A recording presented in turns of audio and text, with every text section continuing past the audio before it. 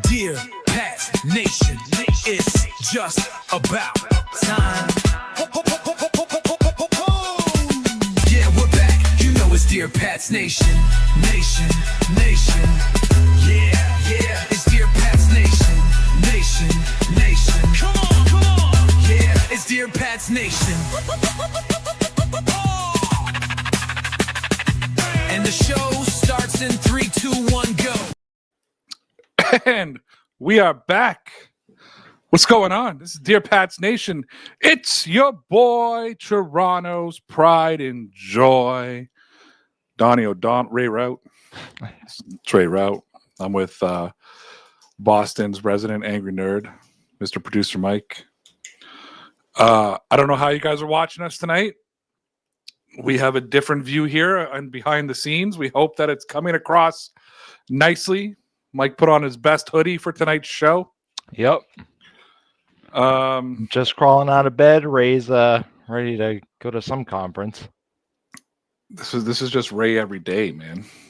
Anybody who follows me on social media knows this is just Ray every day. So I was pretty depressed all of last week, Mike. You were.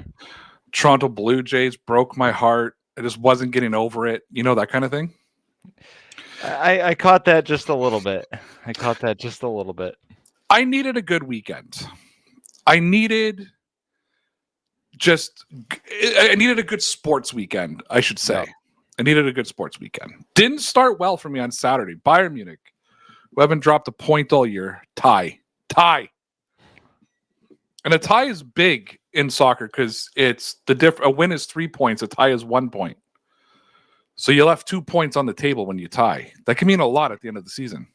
Yep. And I went, oh no. And then it's going to happen again? Well, and then on top of it all, when we had looked at the Patriots schedule, right, we had said there's only one game that really worried us. And that was the Tampa Bay Buccaneers.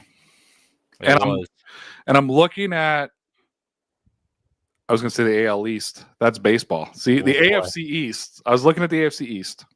Yeah. And I thought, man, the Patriots play Tampa. Tampa wouldn't give a prediction, wouldn't pick a favorite. No. And I thought, oh no. And who do the Buffalo Bills have? Miami. The Miami Dolphins. Tanking with Tua, trying to get that pick. And I went, oh no, the Patriots are screwed with a capital S, Mike.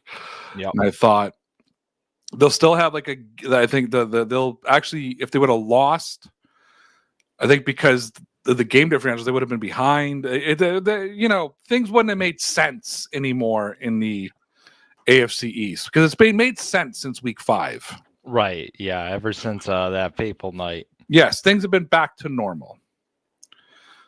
Well, the New England Patriots, they win 28-23, and that 28-23 makes it look closer than it really was. There was a last-minute touchdown by Tampa Bay, almost recovered the onside kick. Stephon Diggs, shout out, my boy.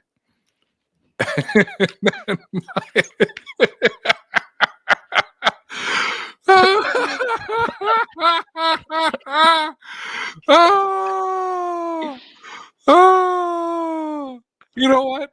The last of the unbeatens has fallen in the NFL.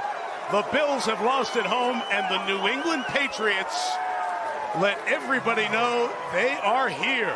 Bills make me wanna shout, kick your heels up and shout, throw your hands up and shout, throw your head back and shout. Come on now, the Bills are making it happen now. Stand up now, come on and shout. Yeah, yeah, yeah, yeah. Hey, hey, hey, hey. Let's go Buffalo. Let's go Buffalo. Let's go Buffalo. Let's go Buffalo.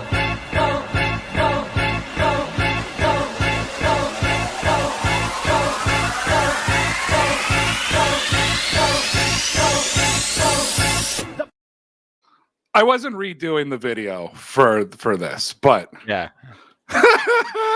You thought about it though. I did. I'm just too busy. Busy, Mike, to be putting together a montage of the Miami Dolphins just laying an absolute beating on the Buffalo Bills. 30-13. I couldn't believe it. My cousin mentioned it to me because I went to his house to watch the game.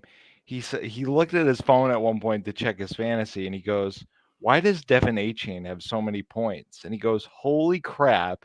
He said the Dolphins are beating the absolute shit out of the Bills. Josh Allen goes 28 for 40. He threw the ball 40 times, got 306 yards, 2 touchdowns, interception, sacked 3 times. And then you watch, I don't know what you want to call them, the highlights or the lowlights of that game, and it's just like, man, that's a rough one. And Buffalo beat themselves in a lot of areas. Oh, they did. They absolutely beat themselves. That wasn't Miami. Well, it was, but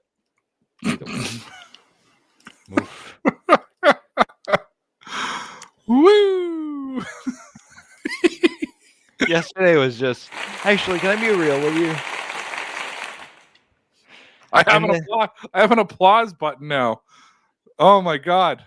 This goes back to the trade deadline the other day. I think everything's coming up Patriots right now. Just saying it. Just saying it. Oh, what is this nifty little thing here? What'd you find? Oh, that's going to be annoying. He's just going to use that to silence me when he wants.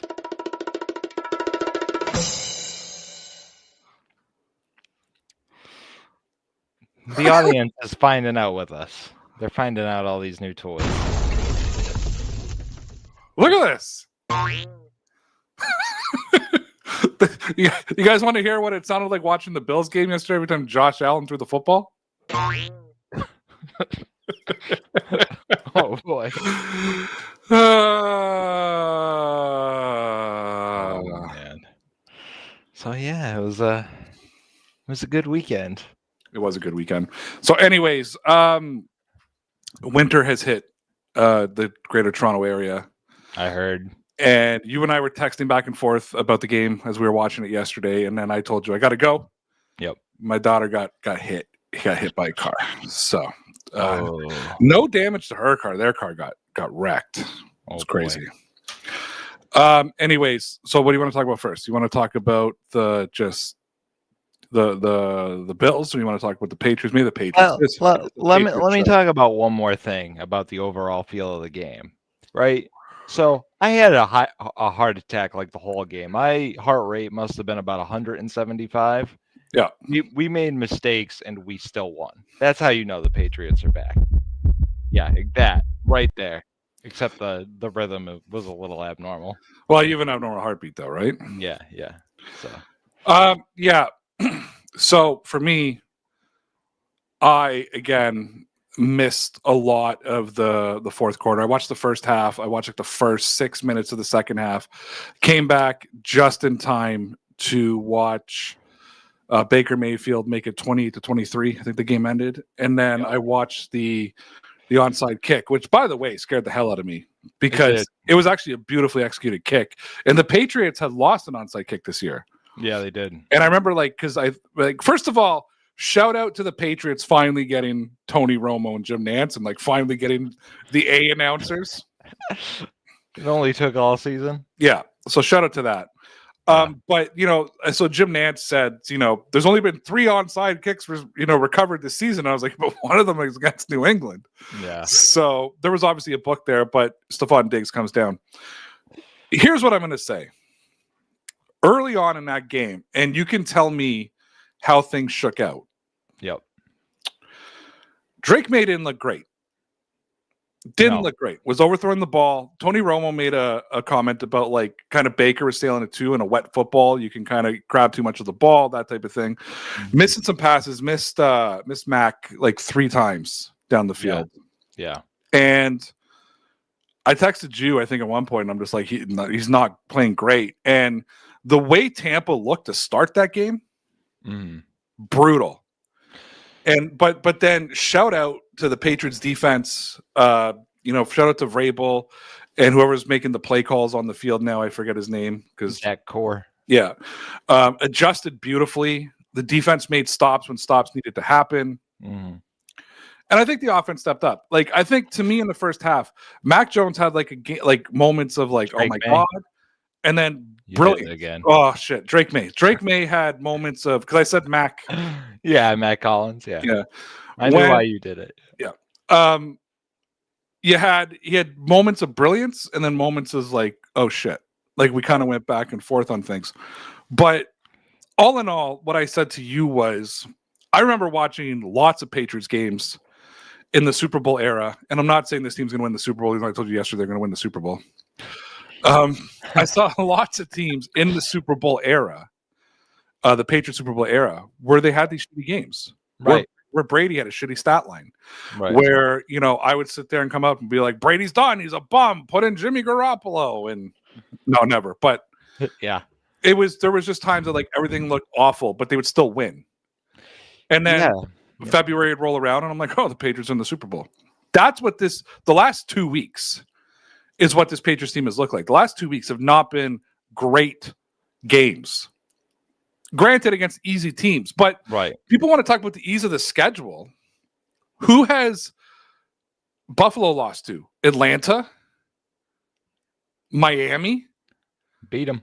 So I don't want to hear any Bills fans talking about ease of schedule. Like, you just got smoked to the Miami Dolphins. Yeah, you can't not play your schedule, right? Like, I hate that argument. Like, you're playing who the NFL dealt you. It's not like Mike Vrabel is going out there and going, well, I want to play these guys.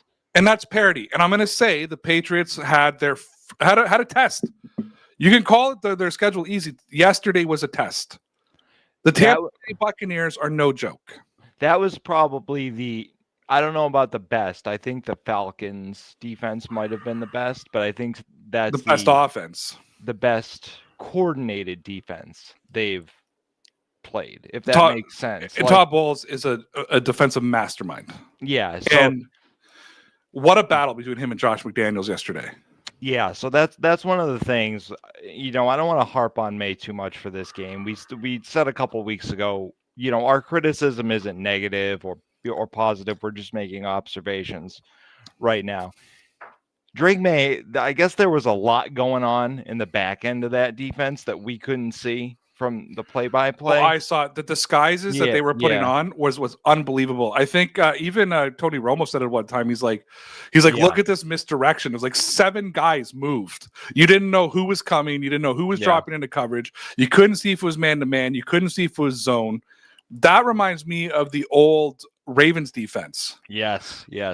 Like, that old Ravens defense when Ray Lewis would just stand there and he'd call the play with like 4 seconds on the shot clock. And that's when they would show what they were doing.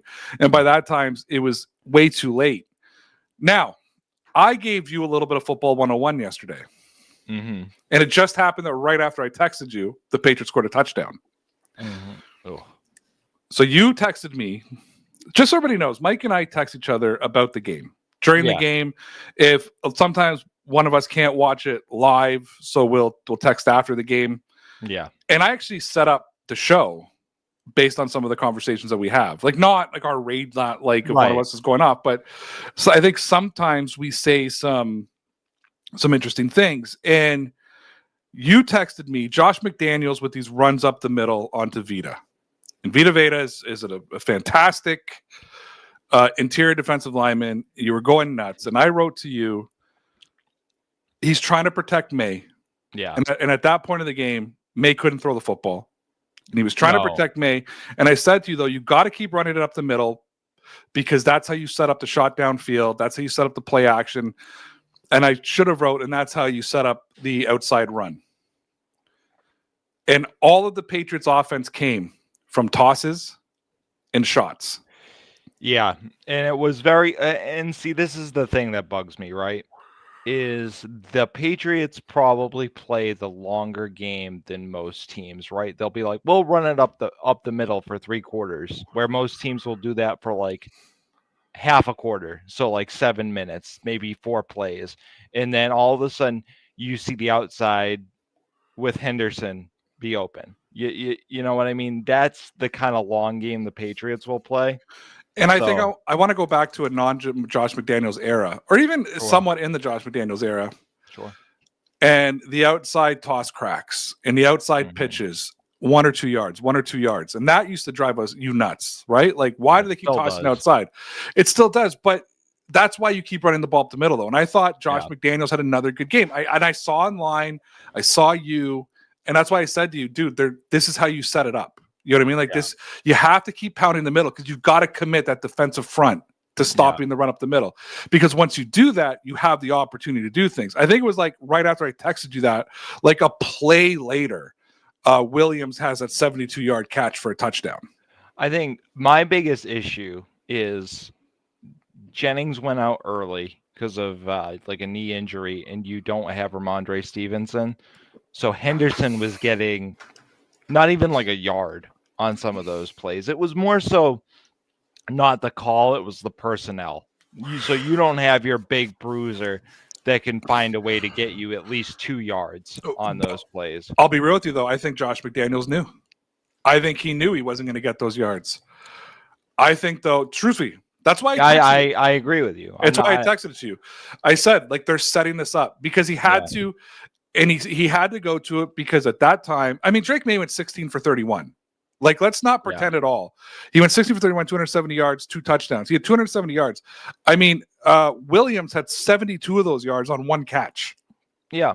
Right? Yep. Like, he didn't have a great game. The interception he threw was awful. He should have had another interception. Like, there should have been more turnovers in those games. Game. We'll talk about that interception later. I have some thoughts on that one, but he got fooled. He got fooled. He got fooled. He looked like a second-year quarterback there. He got fooled. Yeah. Josh McDaniels had to protect him. Absolutely. And you protect your quarterback not by just running the football, but running it straight up the middle. You get your offensive line going, you get them, because then you set up that play action. You set up those dump passes. Now, on more than one occasion, when he would drop back to pass, Henderson would be wide open for a dunk. I was going to mention this, yep. And then he would look upfield, and he'd get lost. And that's going to come. That's going to come. It reminds me of the old Josh Allen, always looking for the big play. Big game hunting. We talked about it last week. Yep. Yeah, always looking for the big play. And I think as he gets older and more mature and sees the league, which is why I do not believe the Patriots are Super Bowl bound this year. Because I will tell you, Patrick Mahomes in his rookie year, kind of year 2 after sitting, he was taking those passes. Yeah. You know, and that's the difference in minds. And I think by next season, Drake May will be there, and that will make him that sort of complete quarterback. Yeah. And I'm going to say something right now because I'm seeing it. In 2 years' time, you know how, I don't know if you saw it on the game yesterday, that little graphic, and it was Patrick Mahomes and Josh Allen on the top of the mountain, and it was Baker Mayfield and Drake May climbing up. Yeah, I saw it. Yep. Now that you said that part, I remember it. And I think it was about MVP, but take MVP out of the equation. In 2 years from now, it'll be Patrick Mahomes and Drake May up there with somebody else climbing and Josh Allen kind of like halfway up. Because the progression that I'm seeing from Drake May, unless this is all he is, but I have to assume he's going to get better. But unless this is all he is going to well surpass Josh Allen. Oh, I agree. And it's, to go veer off a little bit, this is again what we talk about with the tight end playing football, right? And you saw it yesterday when they push and he tries to run it 12 yards. What are you doing, you donkey? And that's literally what he was. I'm not trying to be like derogatory. Like, he was trying to like, dude, you're the quarterback. Like, stop it. So I do want to get into the end of the second half. Oh, my favorite. We need to have that conversation. Could have been a very different conversation. Could have. But I want to throw a little thing at you, and I think there's a bigger discussion that I want to have. But the first thing I need to ask you, are the Patriots doing enough to get the tight ends involved in the game? No. Stop. Like pure stop. The fact that Hunter Henry hasn't had a legitimate catch now, and well, actually no, I think he had one last week. But the fact that his volume has fallen precipitously tells me that they need to do more with him. Henry has had one catch for 9 yards. Yeah. What other tight end caught a ball? I don't think Austin Hooper caught a ball this game, did he? No, Austin Hooper No. didn't have a catch. I think he had a drop. Yeah. So he had one target to Hooper with a drop and Henry with one catch. Look, Stephon Diggs, 5 catches, 46 yards. I think Stephon Diggs plays decoy a lot. He does. And that's why he's not being targeted. Shout out to Stephon Diggs, too, for accepting that role. Because I don't think Stephon Diggs 3 years ago, accepts the role of decoy. No. I think he understands what his role is on this team, especially with a young quarterback. Also, shout out going over 1,100 yards. Or 11,000 yards on his career. Yeah. But if that's the case, and I have no problems with Mac Hollins getting 106 yards, 6 catches. No. You know my thoughts on Mac Hollins. I think he's the most underrated, most underappreciated player on the New England Patriots. I've been saying that since the season started. Yeah, people wanted to trade him before the season even started. Yeah, and I said he's been the most underappreciated player. But in my mind, there's no reason that Pop Douglas and Mac Hollins should have more catches than Hunter Henry at all. Mm-hmm. And there's no reason in my mind that Austin Hooper is not on the stat sheet for this week. The only thing I can think of, and I'd have to go back again and watch it in real time, is with how nasty that line is, they tried to keep the tight ends in close, and they have linebackers that are basically a liability in coverage. So you want, like Pop Douglas out there. Obviously, they got Travion and Kyle Williams out there. So this could have been a game plan thing the last 2 weeks, which, okay, that screams of Josh McDaniels, obviously. But, yeah, let's get Hunter Henry a little more involved in the game at least. Hunter Henry, through 10 games, has 30 catches for 377 yards and 4 touchdowns. Yeah, he should have a bit more than that. I believe we went into this season and all I heard was how that's between Diggs and Henry, those are your red zone threats. Yep. And neither of those two have really been. I mean, Henry, early in the season, they were targeting him. Is it Hunter Henry or is it the game planning?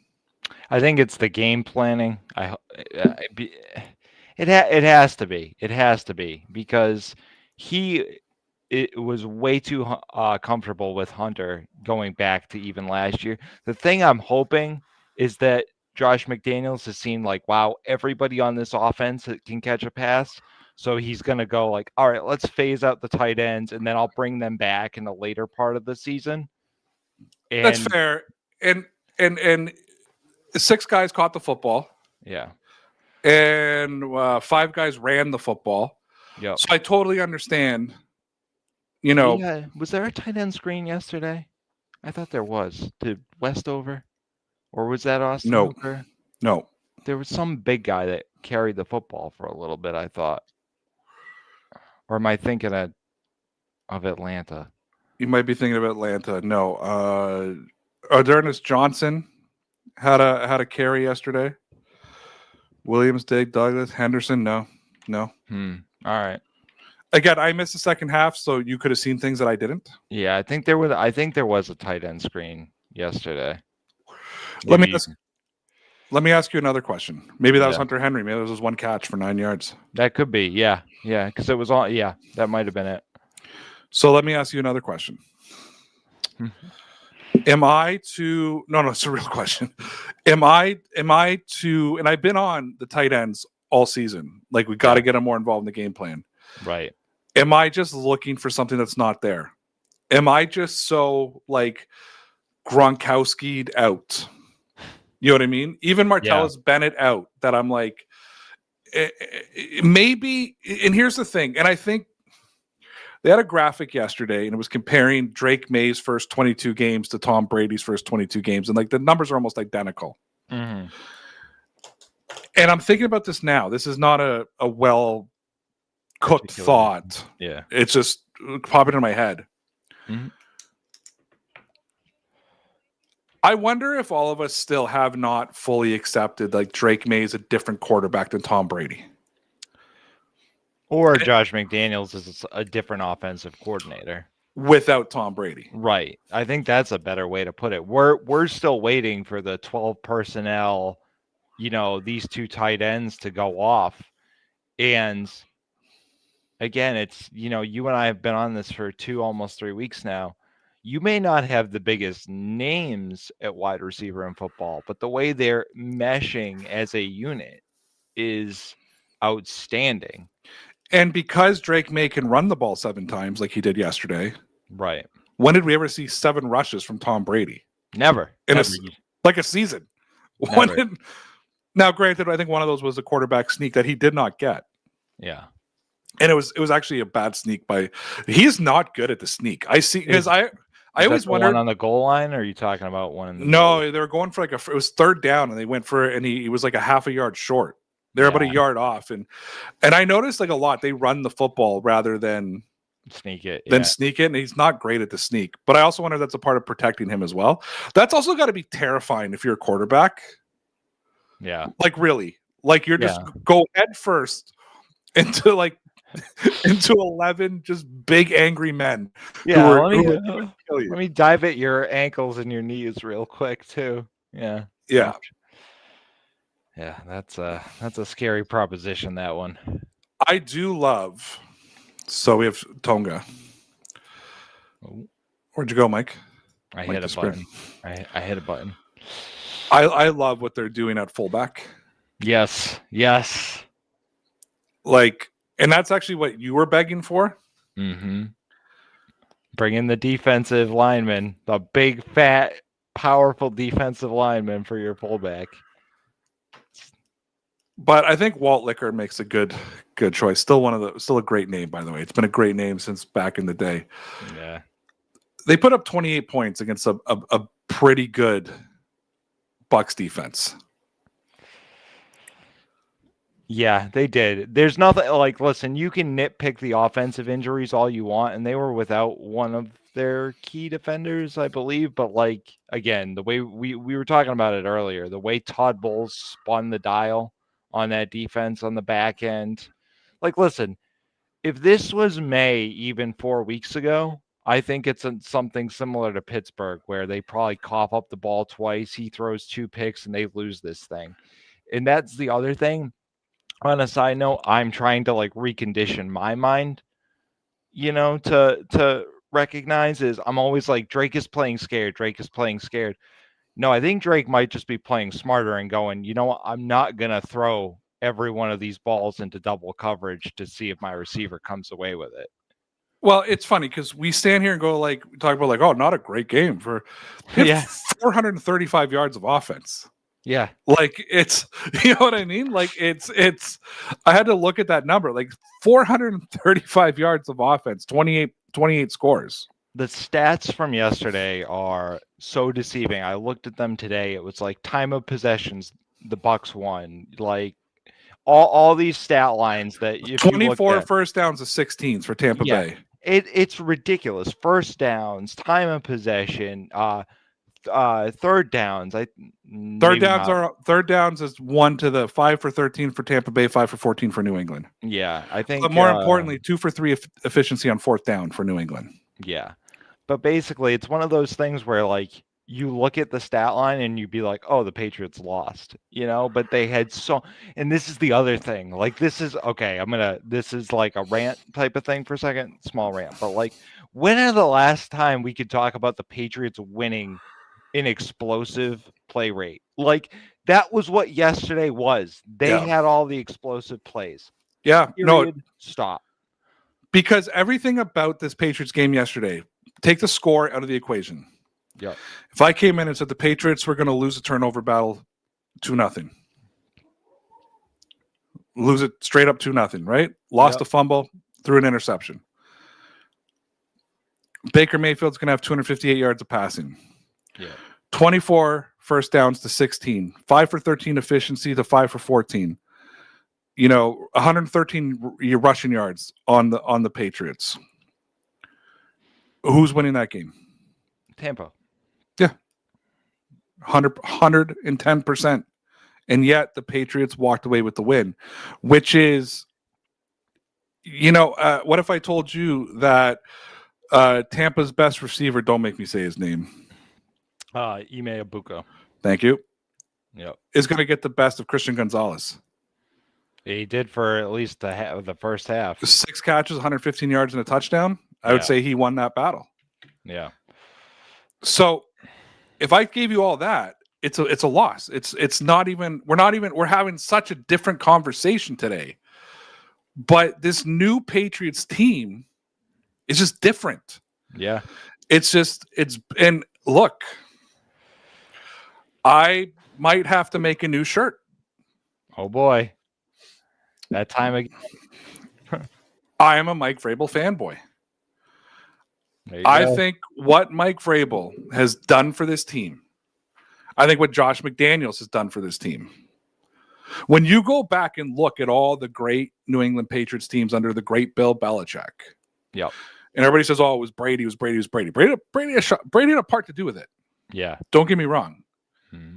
I don't think Josh McDaniels gets the credit he deserves for what he did in that dynasty. No, and I'll tell you, I listen. I've said it. I flip-flopped on this. Night and day. Look, listen, we saw what happened when Josh McDaniels wasn't here. And that clearly wasn't just a talent discrepancy, okay? Because other than a few guys, you had Booty, you had Douglas, you had May here last year. And it was garbage, okay? You bring in a professional offensive coordinator, not just a professional offensive coordinator, okay? Top 5 in the game, and yes, I'm including like Sean McVay and stuff in that. Ever. Yeah. So like, I nitpick at Josh McDaniels, but the thing is, the more I realize, it's just stuff that offensive coordinators do, and I'll use a little aside, and then we can talk about the interception. Like, listen, I wish they just ran down by the goal line. If it was me, I would have just said run it. All these offensive coordinators try to get cute and outsmart people and go, oh, well, they expect us to run it, so we're going to pass it 3 times. They all do it. I can't get mad at them. Again, this is my second week probably making the same rant. I've just come to accept it. Well, and look, Pete Carroll threw the football. Didn't work out for him, but he threw the football. Right? Like something that no Seahawks fan will ever forget. Yeah. But you think about the early days of the Patriots, the dynasty Patriots, not the 60s. Yep. Who was a focal piece of building that Patriots culture? Defensive guy that I think had 4 touchdowns as well. Yeah. Mike Vrabel. I sent you the graphic a couple weeks ago. I laughed. It got me. Mike Vrabel was a part of building the Patriots way. Yeah. And then he, leaves, goes, I think, to Houston, works under Bill O'Brien. Then he goes to Tennessee, gets his coaching chops. Now, I told you before Bill Belichick even resigned from New England that at some point Mike Vrabel will be the coach of the Patriots. I think everybody knew it. Yep. I think I was saying it the year the Patriots won the Super Bowl, that Mike Vrabel will be the next coach. I didn't know Gerard Mayo was gonna. I thought it was gonna go Belichick Vrabel. Yeah, we never even factored Mayo into that equation. And then you look at the difference in culture, and we've talked about this before. But when you go back to last year, Patriots are eliminated from the playoffs. They get their asses. I forget who they played. But they got their asses kicked. And what are the reports out of the locker room? The music's on. The players are laughing. The players are partying. Gerard Mayo had to go. Yeah. You needed somebody who was going to bring culture to the program. I truthfully thought Mike Vrabel was going to be a failure this year. I'm going to tell you why. Okay. Not because of Mike Vrabel. As you know, unlike a lot of New England Patriot fans, I'm not a fan of our owner. I think he thinks too much like a fan and not like a business person at times. Mm-hmm. And I thought if there's any growing pains, Mike Vrabel is going to be under the microscope immediately. Yeah. And then you got to deal with the Boston media. You got to deal with this. Drake May is going to lose all his confidence. I thought it was going to be a disaster, not because of Vrabel. Mm-hmm. Because I didn't think Vrabel could turn it around this quickly. Yeah, I think that's the general consensus. Is everybody's going like, "How the hell did you do this quickly?" Because I think I said to you, I don't care what happens this season. This is a culture building year. Yeah. I told you, Mike, tell me at Thanksgiving what this team is. Yeah. We're getting close. Was it 2 weeks away? Yeah. 2 weeks for the U.S. You guys just had Thanksgiving. A few weeks ago. I think by our Thanksgiving, I already kind of started figuring out who this Patriots team was. Yeah. And now we're moving forward to your Thanksgiving. Mm-hmm. And I said but when I talk about Thanksgiving in football terms, we know what it is. Right. And I kind of already kind of know who this team is. If the Patriots didn't win another game this season, I would be massively disappointed. And I couldn't have said that to you week 2, week 3. Mm-hmm. I predicted this team would win less games than we've already won. Yeah, we said what, 6 or 7 originally? I think 8 was my ceiling. 8 was my ceiling. Yeah, I think I said 9 potentially. Now I'm not going to say anything ridiculous and say, "Oh, Super Bowl bound." No stupid idiocy like that. And give it to Patriots fans for the most part. They're not being too ridiculous about it on Twitter. Yeah, there's this Twitter account that's trolling Bills fans. They're a little crazy, but besides them, they're just, what happened? What happened? What happened? I think I used that meme 40 times yesterday. I knew you were having a go at it. Well, my favorite part of it too is if anybody were to click on the profile, they put right in the profile that we say the most ridiculous things to Bills fans just to see if they'll respond. Yeah. Yep. But no, yeah. So I didn't think he could turn around this quickly, and I thought the fan base is going to have the fan base is going to have no, like the fan base is going to have no patience because they're expecting Super Bowl right away, and the owner's going to feel it, and they're going to boo Robert Kraft, and he's going to fire Vrabel, and we're going to be back to square one again, and like Chip Kelly's going to be the quarterback or the coach next year. Yeah, and then Mike Vrabel came in and did the impossible, and I'm going to call it the impossible. And I think yo it to Vrabel, yo it to Josh, and shout out to the Patriots. After what happened in Vegas, you know, that was round 2 of the McDaniels disaster. Yep. After what happened in Vegas, you could have easily turned around and said, "We're not giving this guy another shot." Yep. And they brought him back in. Yeah, I mean, I'm gonna little clap there for Josh McDaniels. Your defensive coordinator is dealing with a health issue. Yep. He's not even showing up to the games. You've got his assistant calling the defense. Yeah. And yet that defense running so efficiently. Doesn't hurt that you got a defensive mastermind staying at the sidelines. Yeah. And you've got a real quarterback. And I'm not going to take this opportunity to take a shot at Mac Jones, but I need to point this out. Mm-hmm. If we went into this season with year 2, year 3 Mac Jones and Mac Hollins, Kyle Williams, Stephon Diggs, now Pop Douglas, Keyshawn Boutte, as I like to call him. Every time he makes the catch, I'm like, Keyshawn Boutte, are your receivers. Do you know what I'm hearing? You know what I'm seeing? Do you know what I'm seeing on Twitter? Do you know what I'm seeing on Facebook? Do you know what I'm getting from you? What happened? Mac Jones. What happened? No. I'm getting Mac Jones doesn't have any help. Mac Jones, they're setting this kid up for failure. No. This is the difference between, was he the 3rd overall pick? Drake May? 2nd? Yeah, third. This is the difference between the 3rd overall pick and the 15th overall pick. Yeah. This is the difference between 4 quarterbacks or 3 quarterbacks going before the quarterback you select. Yeah. Remember all those years when you'd get mad at how Bill Belichick drafts? And I used to say to you, when you're picking 30th, 31st, 32nd, you're basically picking a second round pick. Yeah. Yep. Because that's the discrepancy between the 15th overall pick and the 3rd overall pick at certain positions, right? Look at Will Campbell. Wait. Go ahead. Didn't hear anything yesterday about Will Campbell, did we? Not a word. Not a word. Guess what? Everybody out there in hate land is doing his job. And that when you don't, as an offensive lineman, my offensive line coach always used to say, you're going to get no glory. You're going to get no credit. Nobody's going to tap you on the shoulder. But when you fuck up, everybody's going to talk about it. Yep. And we didn't hear nothing because Will Campbell's doing his job. The left guard, what's his name? Wilson. Wilson. Yeah. Another young man doing his job.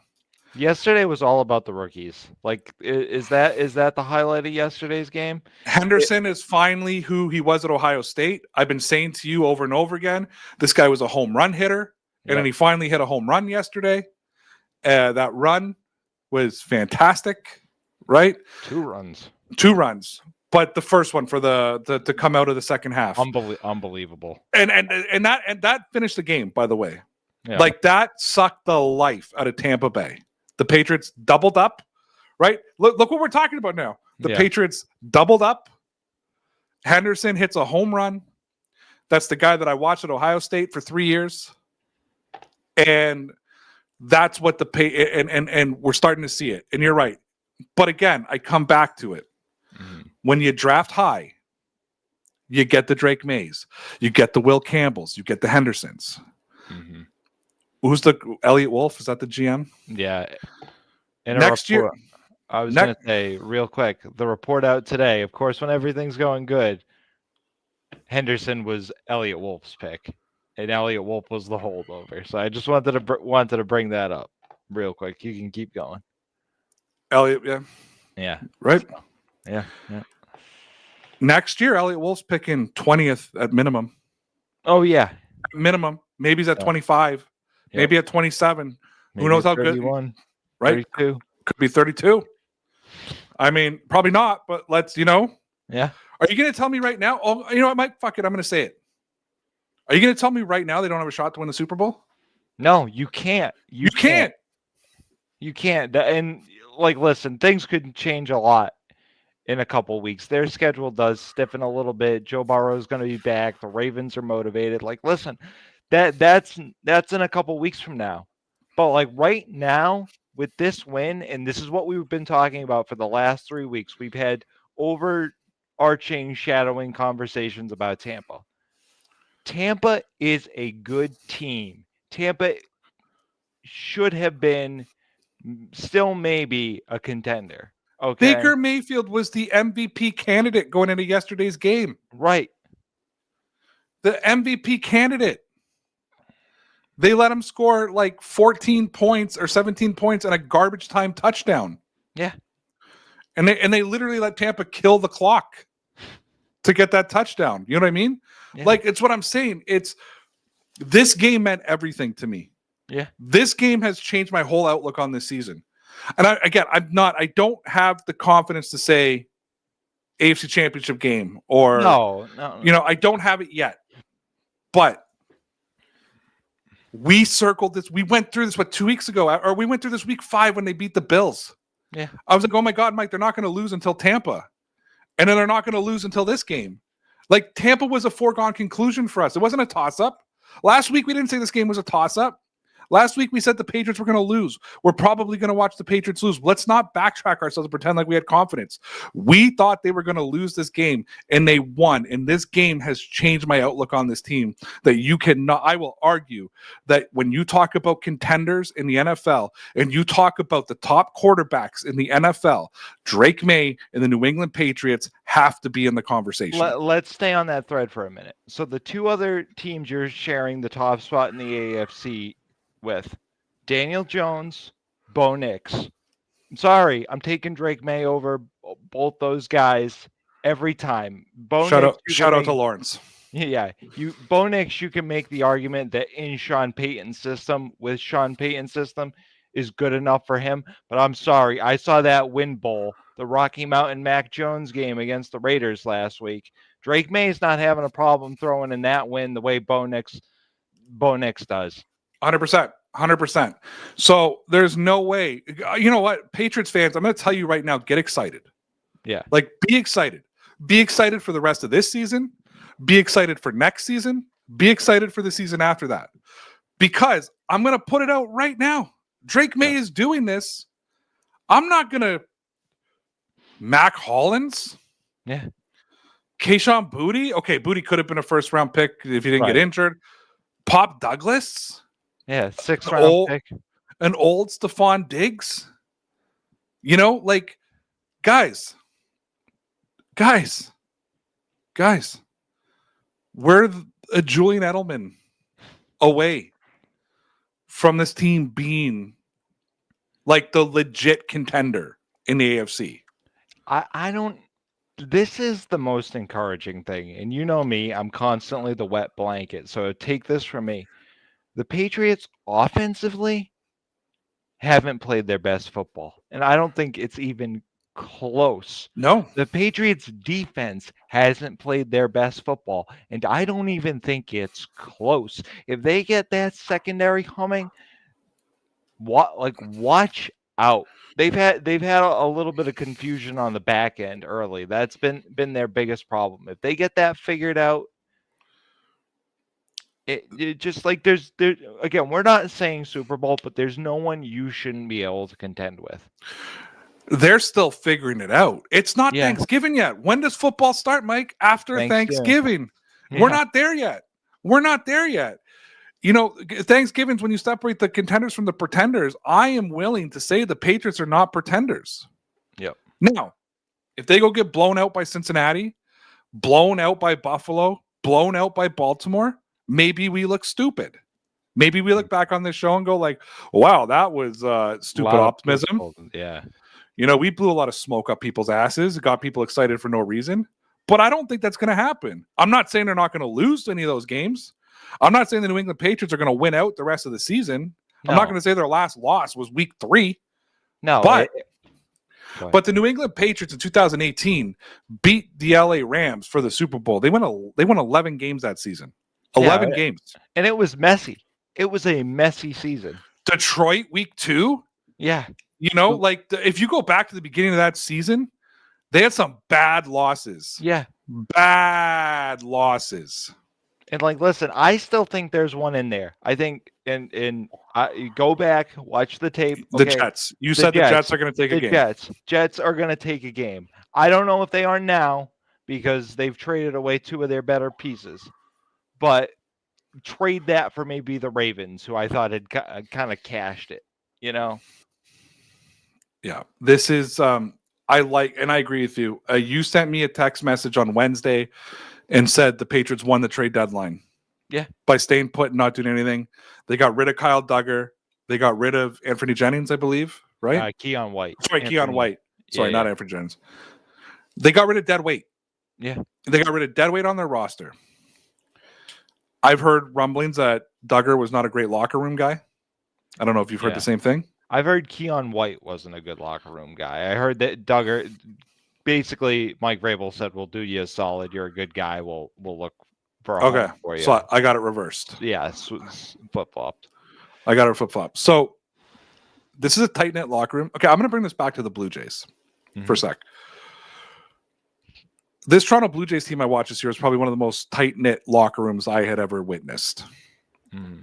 I see that in this Patriots locker room. Yeah. Stephon Diggs has embraced his role as a veteran. Keystone, absolute keystone. And he's not getting pissed off about only getting 6 targets. He's not pissed off about being a decoy man. He understands his job, and he's executing it beautifully. And does he want a big payday? Does he want to turn around to Elliott Wolf next year and say, hey, look what I did for Drake May. Pay me my money. He's not going to get wide receiver 1, but I would give him money. I give him $15 million. Well, they gave him a 3-year deal. Like if they get to the AFC Championship this year, they're going to owe him like $25 million because of incentives. That, first of all, that's really good money.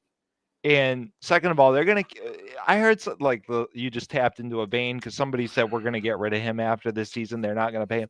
They're absolutely going to pay him because they're going to look to add a wide receiver 1 to this room. You're going to have your wide receiver 1, your wide receiver 2, and your wide receiver 3 roles for the first time in maybe since Randy Moss and Wes Welker were here, clearly defined.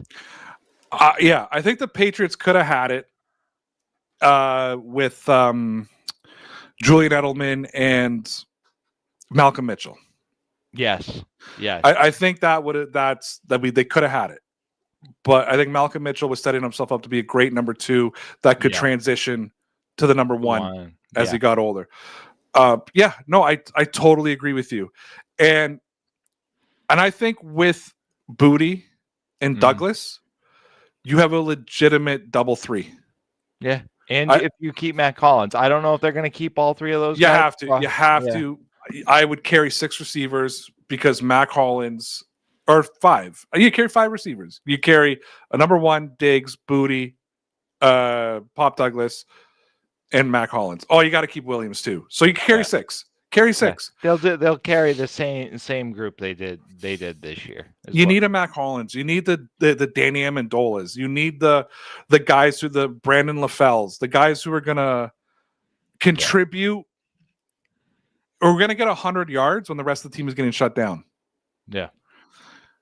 And that's what I love about this team this year is okay. So they're double covering Diggs. Hunter Henry and Austin Hooper have to block more. Mm-hmm. No Keyshawn Booty. All right.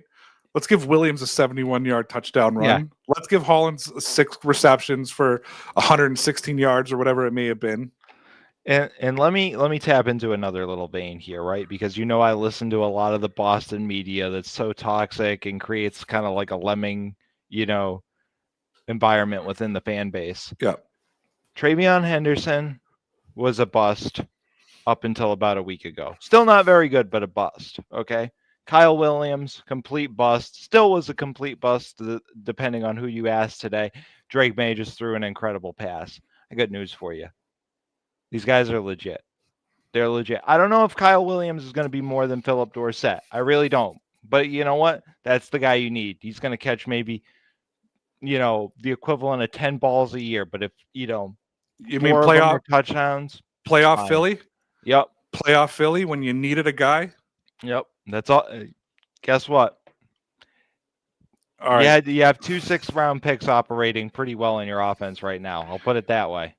I purposely left this conversation right till the end, so we got to have it. Okay. End of the first half. Mm-hmm. Patriots are down on like the 1-yard line. Yep. First down and goal. Mm-hmm. Mac Jones purposely doesn't score to run time off the clock. Go first, because this is a pain point for me. I don't even want to talk about it because I got something else to put in front of you. Okay. So I text you and say if they score, Vrabel looks like a genius. Mm-hmm. If they don't, he looks like an idiot.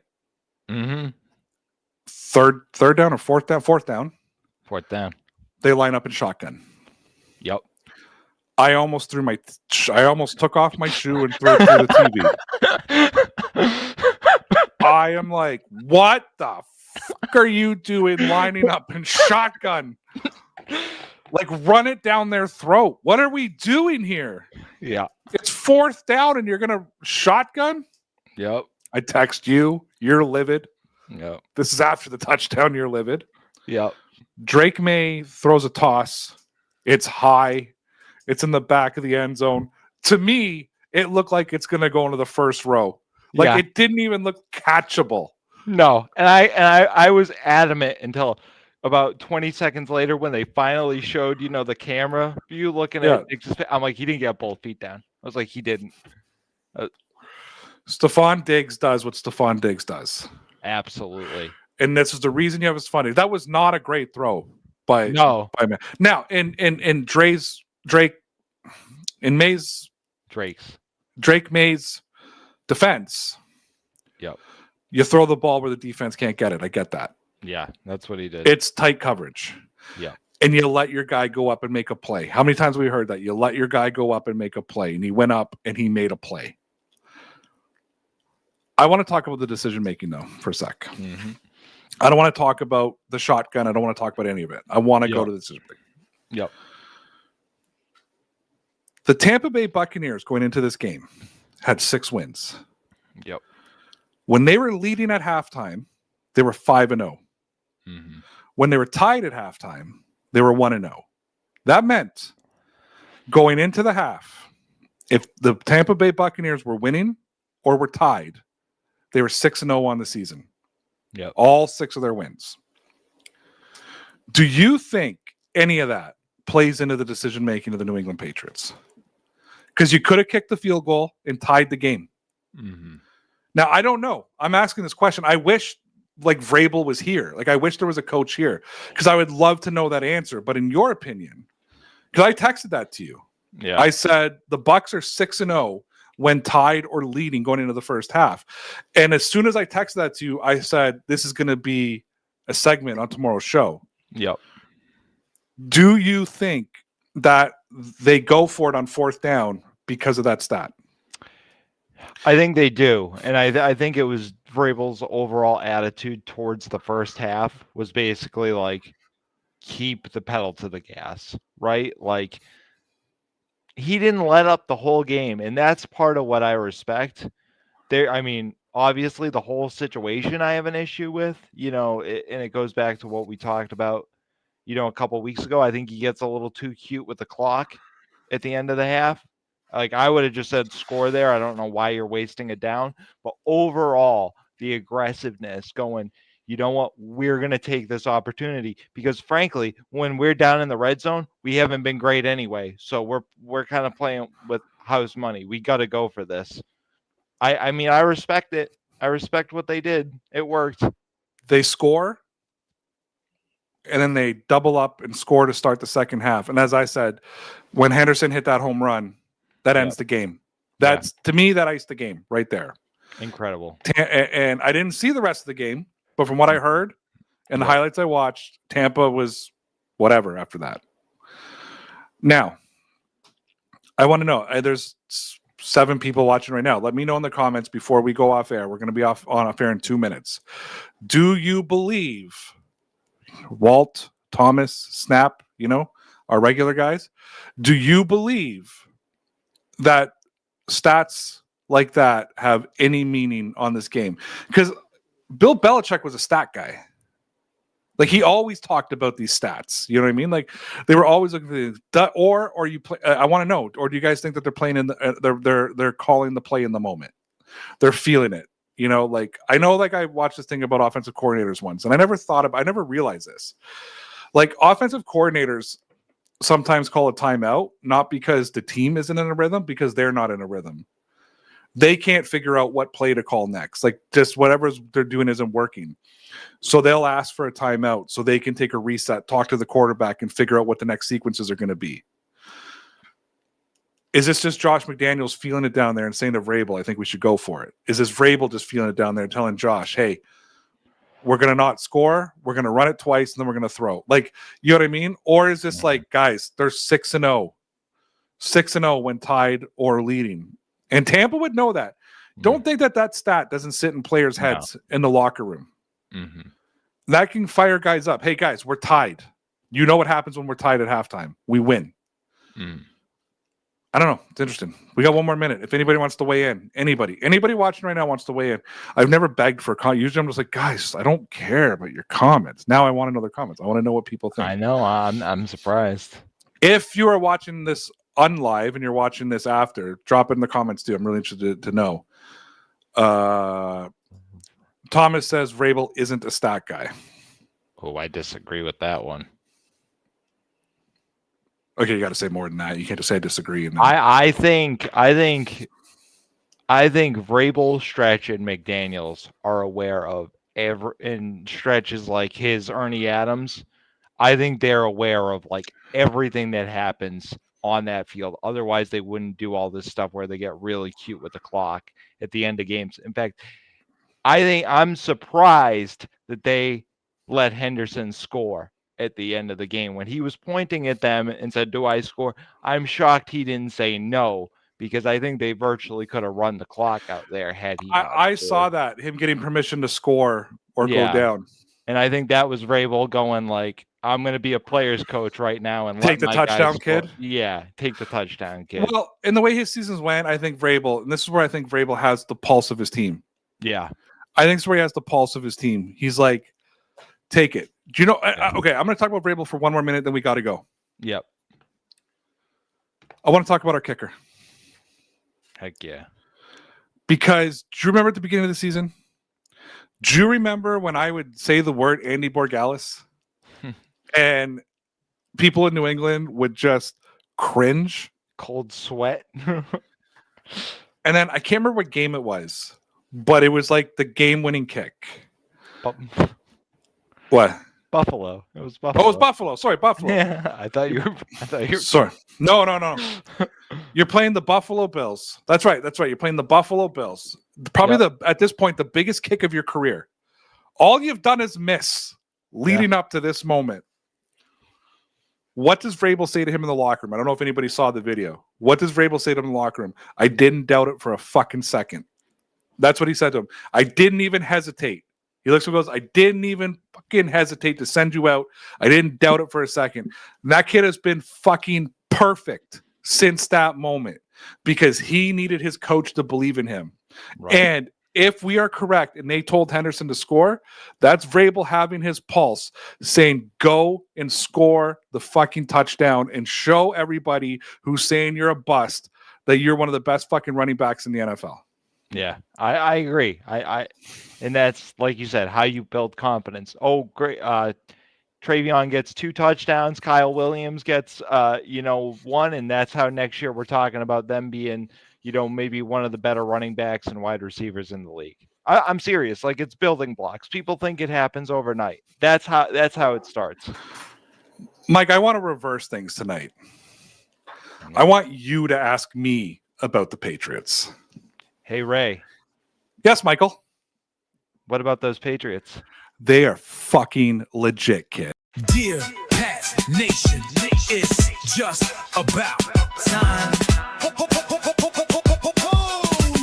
Yeah, we're back. You know it's Dear Pats Nation.